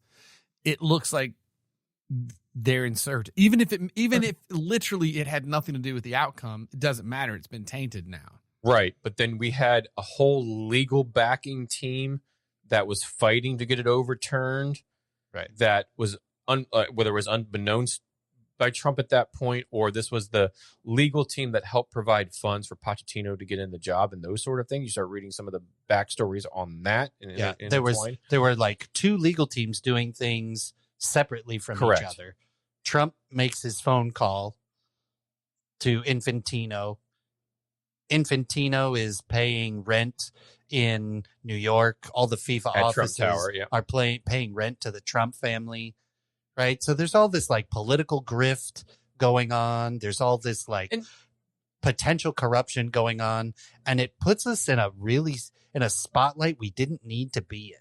No, not at all. And it put an unfair spotlight on the team in a way, because everybody knows that FIFA is as crooked as can be. Like, there's a lot of people calling for Sepp Blatter to come back. That's how bad this is right now. Like, people are like, oh, those times weren't that bad. Like, at least it was quiet. At least there was like an apartment in New York that just had cats. Like, who the hell cares? Like, it wasn't that bad. And now you have the leader of the free world, one of the most powerful men in the world, making a phone call and coming out with a statement. You know, I made the phone call. I didn't push anything. I didn't think it was a foul at all, and these sort of things. And you know, the young man should play and all that. I get it to an extent. It's a very PR written thing, and yeah, it's should have shut up. It's horse, but but to see a political getting involved, we know that FIFA's corrupt. Then seeing a politician here in the States, leader of the free world, then get involved, any sort of politics getting involved in a sporting type thing in middle of a tournament is just. It leaves that prestige taste in your mouth. It just leaves a bad taste in your mouth because it doesn't seem right. And it turned on a dime. People went from like, yes, oh yeah, to I mean, people were actively going, I don't want to win this way. Right. Like, everything has an asterisk going forward. If we beat Belgium, right? Which we did not. And we'll get to that here in a little bit. It would have been heavily asterisked. Yep, 100%. Did you 100%. see the fair that he's already being sued? Infantino is he's being sued already. Fair Square, the human rights group, because they're like, he's a member of the IOC since the International Olympic Committee since 2020, and he's repeatedly breached Olympic Charter and IOC's code of ethics, most recently in his handling with the Balogun affair. I mean, and it's not necessarily the fallout is immense. It's a disciplinary committee that's independent. It's an independent, yeah. Bull. Yeah. Because how much do you believe of that? The checks paid for them to do their work are still coming from FIFA.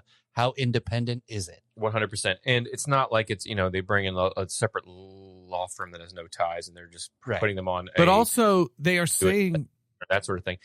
The words come out that it's specifically the committee chairman, Mohammed Al-Kamil, made the call. I was going to say, Blake. That news just came out recently in the last day or two that it wasn't even the committee. Only him that made that call. The rest of the committee had no knowledge, which then shows to even more possible corruption. If you have a committee, but yet one person's making it, then how can you have a committee?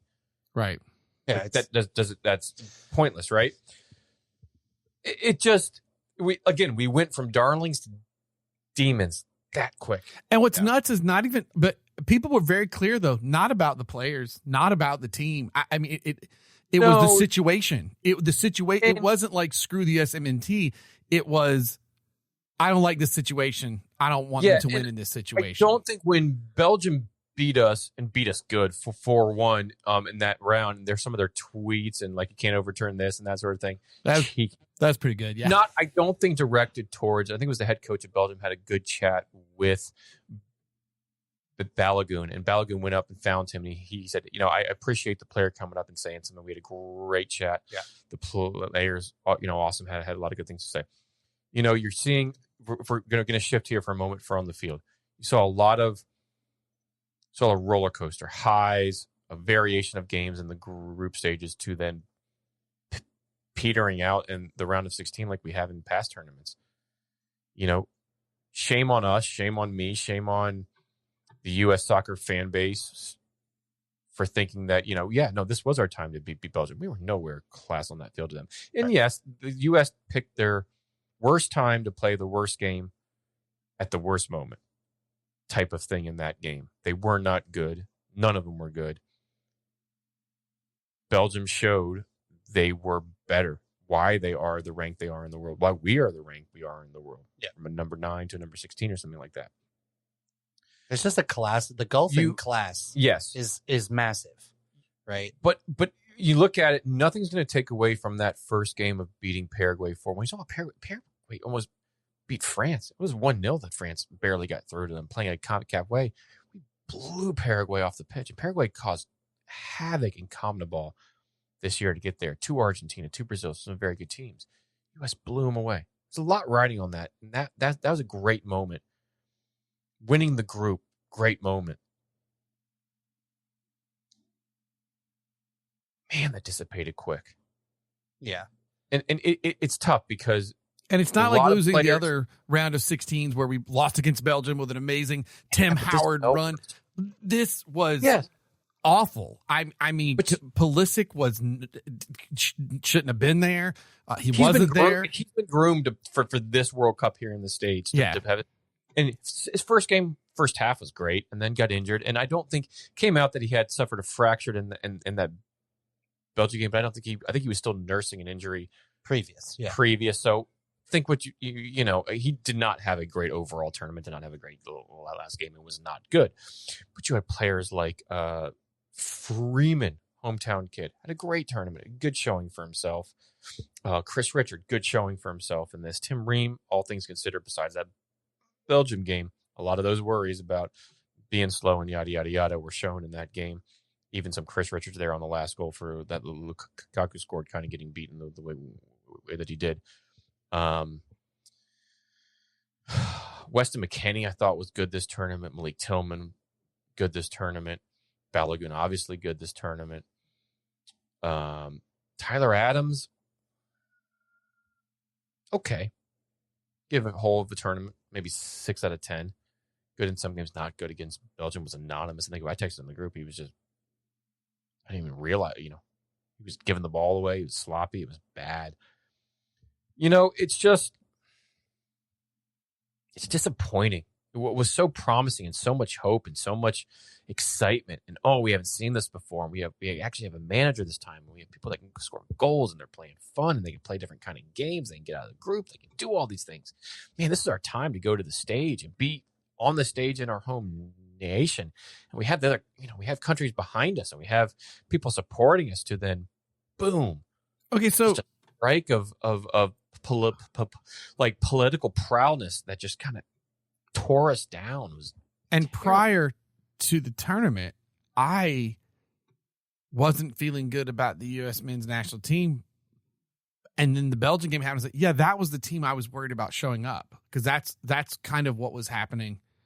Well, that was bad. That was worse than any other game we saw before prior to that. Like that was that bad. And partly because of how Belgium played, but also we just didn't look up for it. It looked like all the political stuff leading up to it affected the on play.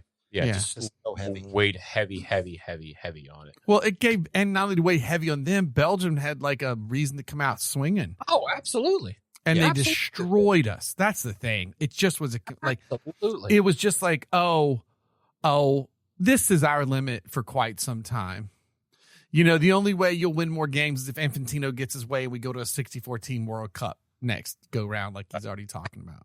That's another 7-hour pod. Yeah. Look, I think it was definitely a disappointing end to the run.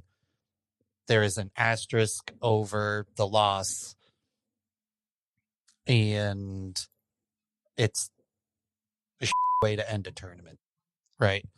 But there's also kind of an upside to this, right? How long has Pochettino been our manager?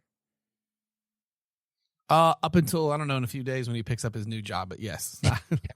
Yeah, because you're right. His right. contract was up until the end of this tournament, right. and yet he has. And they were giving him time off, and then after the time off, they were going to redecide. Think this: Argentina get knocked against England. They don't make a coaching change. You don't think he wants to go back home, coach our Argentina?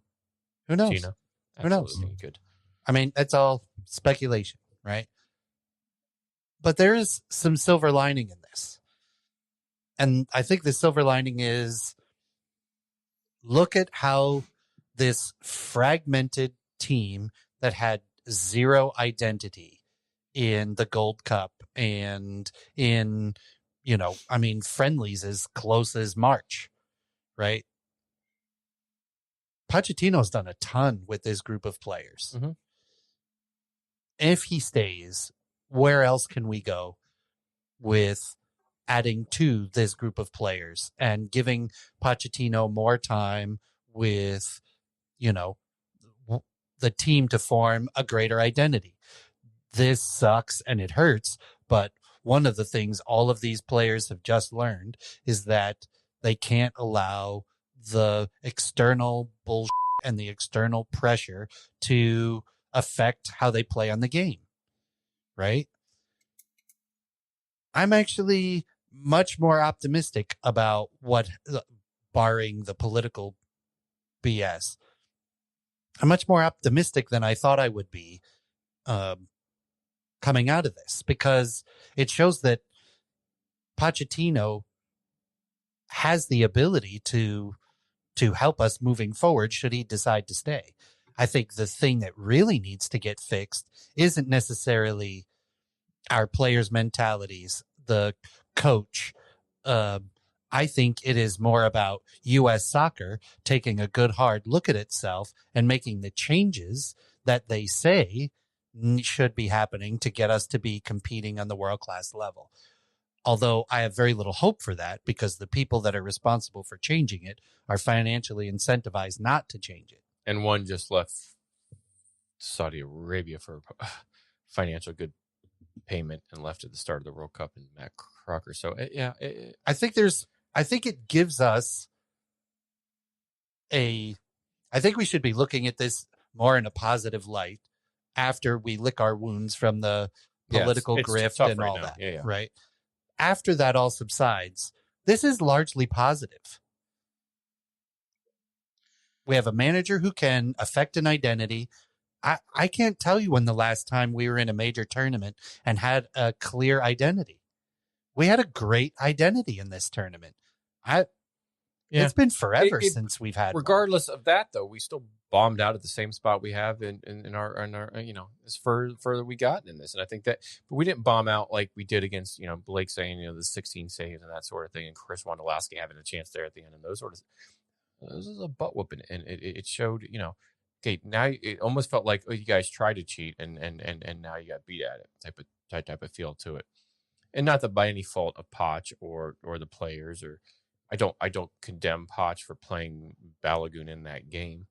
I think it would have done a world of good had he sat him out for the first half and, brought him as a sub from just a moral, human to human type aspect. But it just feels worse. So I think you're right. I'm a glass half full on the promise that this game is continuing to grow. You look at what it was, 30 million viewers of this, like one of the largest ever games here in the States that was viewed. There was so much promise, but then to do it on that level, to see 30 million eyes, you call it a quarter of which actually watched the game, follow the U.S. men's national team with any sort of way that they follow their local college football teams or that sort of thing. So, a vast majority of that 30 million tuning into a sport that they won't watch again for 4 years or may not follow at their hometown, MLS team or that sort of thing. But you don't really know that. That's a lot of conjecture. You don't. Yeah, absolutely. But there's so many. Well, I mean, it's anecdotal, but I absolutely have heard people like, "Oh no, I don't know what's happening since the U.S. is out," and that's like, that is pretty common. And they didn't see the U.S. go out like into it. They didn't see it. Yeah, they didn't see an exciting exit, even like the way that Canada did or Mexico did, where they pushed, they fought. We kind of just whimpered, and on the biggest stage, just got the doors blown off us. At least just a sour taste in the mouth. At least a sour taste in our mouth to follow it and follow them, and are going to continue to. I agree, but also that fan on the fence is going to be like, no, that's too sour for me. I'm gone. But the other side of that coin is that it builds pressure on U.S. soccer. Oh, absolutely. Right? Yeah, absolutely. So that's what I'm saying. There is, I find myself in us in all on the pod in juxtaposition, because normally I am not the positive person when it comes to the U.S. men's national team. Yes, and here correct. I am telling you two, like, hey, there's a silver lining over here. So yeah, it's going to take a while to heal from it. But look, U.S. soccer, you guys got to just do better. Your current best is not nearly good enough, and you have to stop.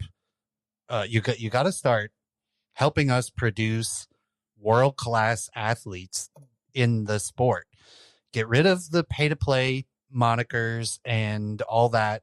Stop milking kids for their parents' wallets to let them play. Stop playing kick and run versions of the sport in high school and colleges. Teach them the actual tactics of the game and get their asses moving.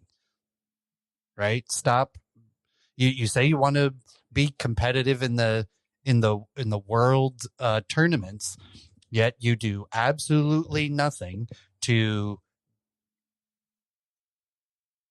really put us up. Right? All you're really doing is making changes that continue to make you money by milking the people who are trying to play.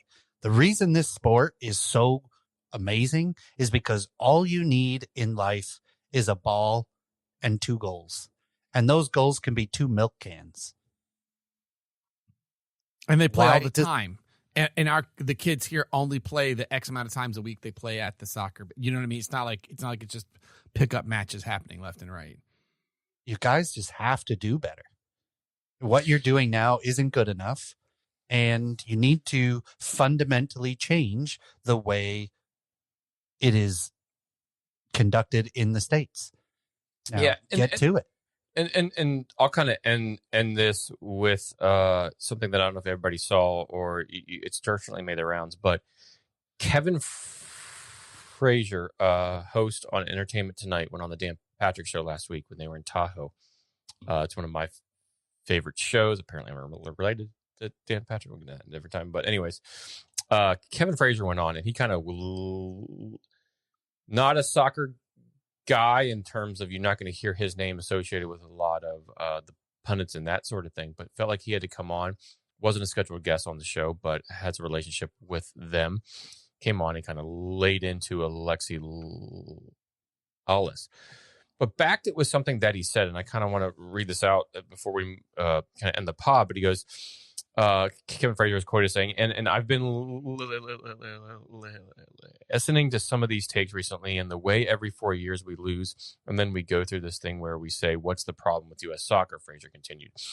And then he gives his explanation. He's like, oh, the pay-for-play system works, and it's okay. He was referring to Alexi Lalas saying that, and says, he goes, Alexi, what are you talking about? You benefited from a kid in the suburbs back when the U.S. sucked in Italy. You were part of the problem. You were the problem. Stop talking U.S. soccer like you know it. You don't. I don't like that quote so much from Kevin Frazier because Alexi Lalas was in the system. He leads the U.S. men's national team, leads U.S. soccer. However, he goes, Dan was like, well, coming in hot today, that sort of thing. He goes on to say,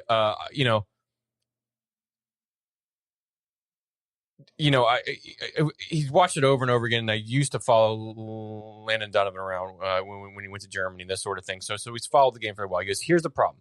Because we don't want to be the number one spot, we want to be the most profitable sport. And so what they're doing is making money off of kids in the suburbs. I spent the last 10 years, because I have a kid who plays at the highest level, the last 10 years, I've watched how they really gatekeep. And some of these best kids from the city, my son's playing in Beverly Hills. He thinks he's Pele, right? And I'm like, dude, you can't play. So I take him into the city in the hood, right? And I'm like, bro, let's go. Let's see what you do.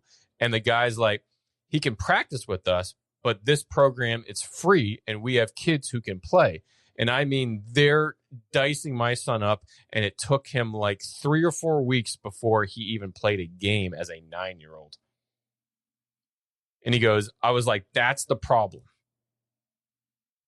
That's the kids that should be getting recruited to go into these academies. Right. The best thing about what's happened to soccer in America coming to the World Cup is we have bonded as a nation and said, Lexi Lalas sucks. And I love that Frazier went on and said that. Go USA! Brilliant.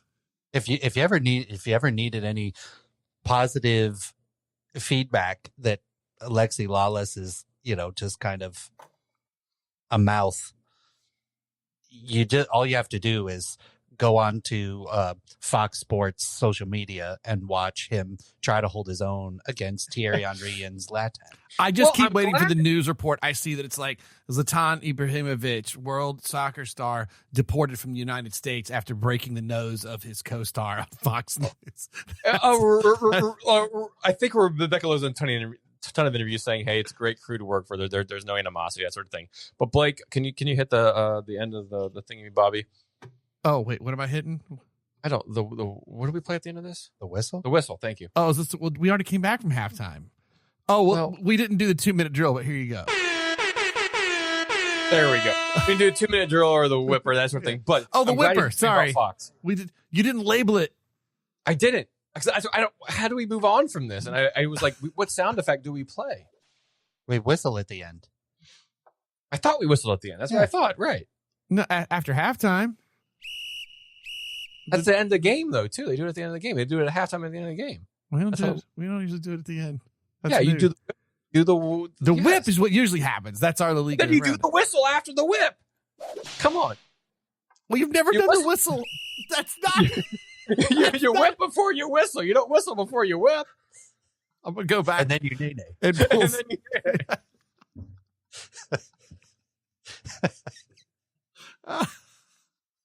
brilliant. Wasn't that Will Smith's kid? Let me whip. Wasn't Let that? Let me nay. No, I don't know who the hell that was. Anyways, I was trying to have a segue into a Zlatan quote on Fox about Fox. Oh, excellent. That's what okay. Good. Well-oiled machine we are. Yes, we are. Hey, look, I'm disappointed. We'll have to at some point in our coverage. We got to talk a little more Lexi Lalas. I can't. I'm gonna tell you, guys. I've learned so much Spanish because I don't watch Fox at all. I am Telemundo only. Telemundo has great coverage. Great coverage. There's of the World a ton of people The Athletic wrote an article about how great so many coverage of it. Americans deflected over or defected over. And Fox is mad about it because, like, well, it's because Telemundo stays there during the hydration breaks. Yep. Where Fox just wants to make the bill to pay the look, commercials and the fees. I get it. I get it. Rights you're paying FIFA to broadcast that game. I get it. But I love that one of the people are always like, yeah, but I cut it to Telemundo because if I go to make a sandwich, I hear them get excited. I run back in the room. I know what's going on. Whereas like the English, like he's like, I hate the English speaking. This just happened. Like, and they're right. Like it's just constant jibber jabber that isn't the kind of, it makes me insane. I tried watching it when I'm going back over to Telemundo, and I've only watched Telemundo the whole rest of the time. And then I'll catch some of the punditry like on social media or something. But like I'm just to see again if Zlatan might headbutt Alexi Lawless. That's all I'm waiting for.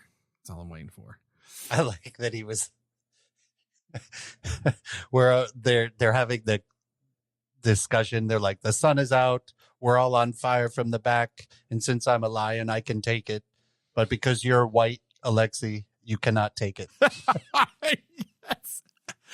Like every chance he got. The amount of out there that comes out of Zlatan that no one knows how to handle, it delights me in a way that I hope no one screws up by hiring Zlatan. I need this to happen once. Two Scandinavian people have made the biggest impact this World Cup in the States. One, Erling Haaland is like a U.S. national treasure all of a sudden. And then two, Zlatan has come off extremely good to the U.S. audience. But I need this. This is like magic. It's once every 4 years. Don't throw him everywhere. I don't need a, this is like just, Zlatan's like World Cup is back. The only hot take, can Alexi Lawless have Rebecca Lowe on the next one, Thierry Henry, except boost his volume so we can actually hear what he's saying, Zlatan Ibrahimovic, and you know who fills the fourth chair? Emma Hayes. Yeah. Who is crushing it in the UK. Who was a lot right now. Who did they have on the car? Was it not Carly Lloyd? Who was on that was like trashing Carly Lloyd? Oh, it was. Yeah, that was great. Like I didn't something about the men's not showing. You sleep or you rest when your career is done. Yeah. I would also take who else would I say? I'd take Clint Dempsey. Oh, he's great. He does a lot of CBS stuff. So Fox brought in a lot of people from other like NBC and CBS sort of thing. And he's great on a lot of the CBS stuff that he does. Same way that we see Rebecca Lowe on time. He slotted into the Galazzo show in a way I wouldn't have expected. Thierry Henry's on the CBS stuff as well. Zlatan kind of a new mix, but I think that's one of the best things that Fox has done so far. And on Fox, on his role at the network, since Zlatan is quoted as saying, "Since arriving at Fox, I've taken over everything. I'm not just the biggest talent in the world. I'm also the new vice president of Fox. Everybody knows this is the building that Zlatan built." I assumed you would have a Zlatan quote from the actual. And on him being a star analysis. After 6 billion of coverage, all the spotlight is on you. So I have to protect my eyes. I'm the best investment that Fox Sports ever did. And I mean, he's not wrong. No, it's great. Like, I'm glad the rest of the world saw Zlatan right now. Yeah. Because And it's like Holland. There's a weirdness that's delightful. Yeah. His a royal weirdness. Holland different. Is like a jester weirdness. Being off a plane with a $669 taxidermy raccoon with a liquor holding bottle, a bottle of alcohol. Yes. Yeah. Yes. It's brilliant. It's awesome. He did Snapchat or Instagram stories of But are you talking about the one with the lady, the neighbor? No, not that. No. That was That's a different other one. Yeah.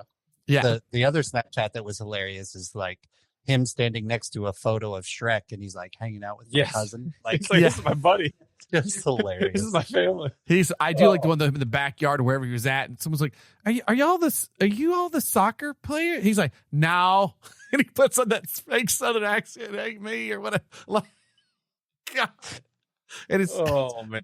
Brilliant. so good. Well, are those our Zlatan quotes for the pod? Yeah, sure. Flawless victory.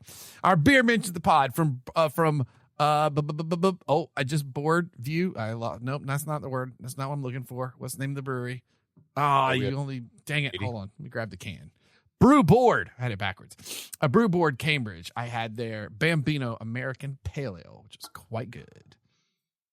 Prestige, the Haitian beer, which was largely terrible.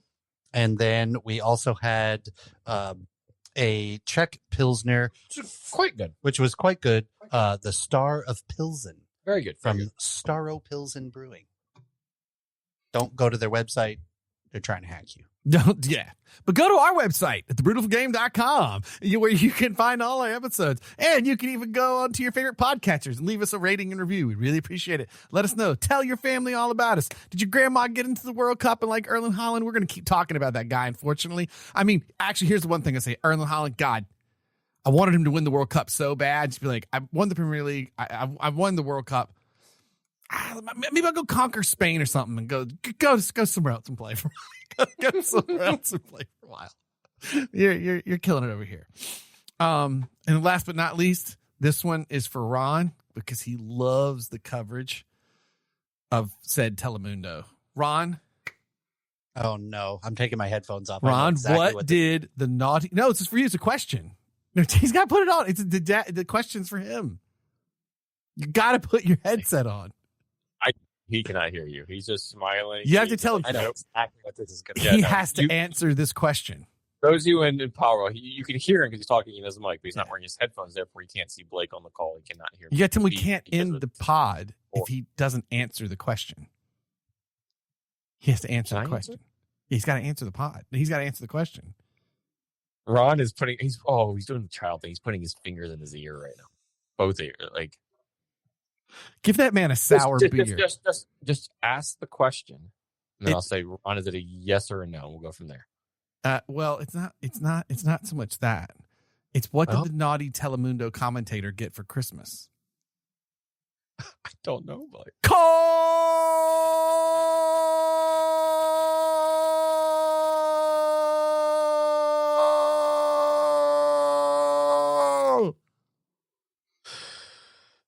He heard none of that. His fingers are in his ear. He heard none of that, so he'll hear it on the podcast. Excellent. Love the beer. Cherish the game.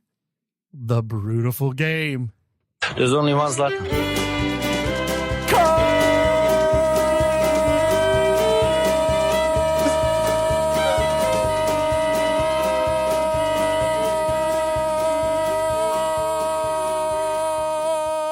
Because lions, they don't recover like humans. I hate that.